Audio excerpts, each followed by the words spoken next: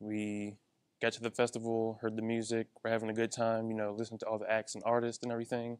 So it was a pretty festive time. Like I said, we were enjoying ourselves, and up until the event, everything was peaceful. Everyone had good vibes. It was really fun. At the beginning, it was a lot of confusion because we heard the first initial wave of shots, which we thought were like fireworks or firecrackers, and we looked in that direction, and there was really no panic or worry. So then it stopped. About 10 seconds later, a second wave happened. That's when we noticed a crowd of people like all rushing toward us, like screaming, panic. That's when we made the move to get out of there. Definitely a shock, like an adrenaline rush. You hear the shots going off, the panic, the widespread, scramble everyone. It definitely was a surreal moment because you always hear about this stuff but never experience it. So to be in it when it happened was really like a surreal experience to be in everything like that. Once everything kind of hit me, what was going on is I positioned Morimoto to my left because I realized like, hey, this is my coworker. She's a mother of two.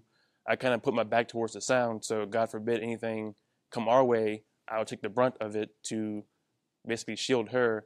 And then from there, we made the move to run away to the nearest exit that we could find and just get out of there.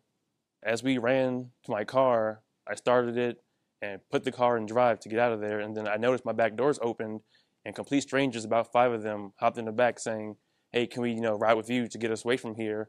So I wasn't going to tell them no or turn them away. So I had everyone pile in, and we drove down Tropicana to get as far away from the scene as possible. Definitely caught me off guard because I wasn't expecting it, but at the same time, with what was going on, I wasn't going to shoo them away or deny them help. So I said, "Sure, hop in. We'll take you as far away as we can and get you to safety." I'd say probably less than 3 minutes. Majority of the time, just trying to bypass the crowd, and it's a huge herd of people trying to get through these small exits until we started hopping a couple of fences and gates to get back to the parking lot. So I'd say from moment of like sounds, like gunshots, to us getting in the car was no less than 3 minutes. I'm sorry, no more than 3 minutes. A lot of confusion, panic, sadness. There was people with children there, with families, so they were making sure they were cradled, running to safety. So it was definitely a lot of mixed emotions and various feelings like being shown throughout the entire crowd.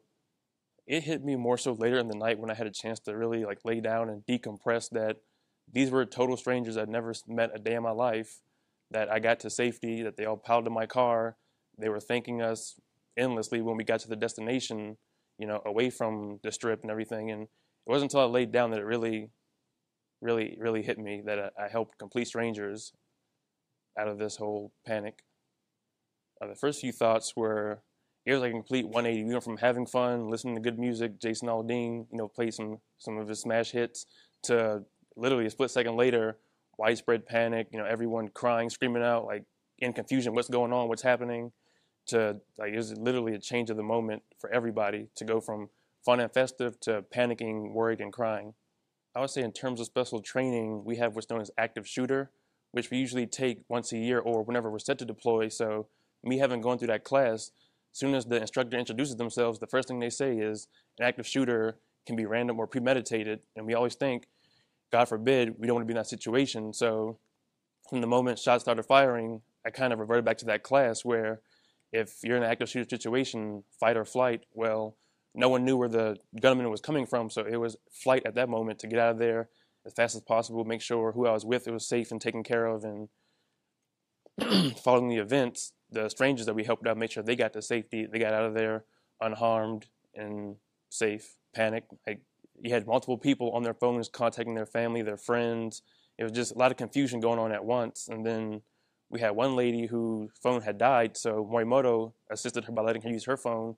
She called her mother, crying uncontrollably, saying how much she loved her, that what had happened, and that she's safe and taken care of. And it was really a lot of confusion at one point, but Morimoto stepped in and kind of got control of everyone, told them, "Hey, I'm Morimoto, this is Wood, we're from the Air Force, so we got you guys taken care of and we're going to get you to safety."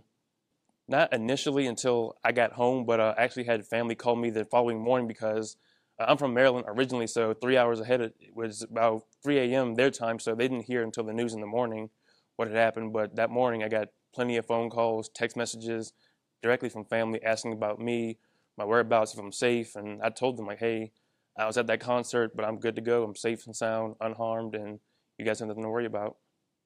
We saw what was going on around us. Like I said, the first initial round of fire sounded like we thought firecrackers. We thought someone just had fireworks going off, to add to the festive moment.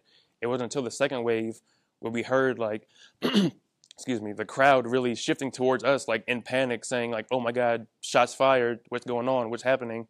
That we really made the move to pick up and run. It was definitely unexpected, but I consider it outstanding because of how fast people were offering help, shelter, rides, and then the following day, people offering blood drives, any assistance, whether it be water, food, supplies, just to these hospitals and centers offering the care to the people. So I really was surprised that Vegas being Vegas, how fast the community rallied together to really assist these victims.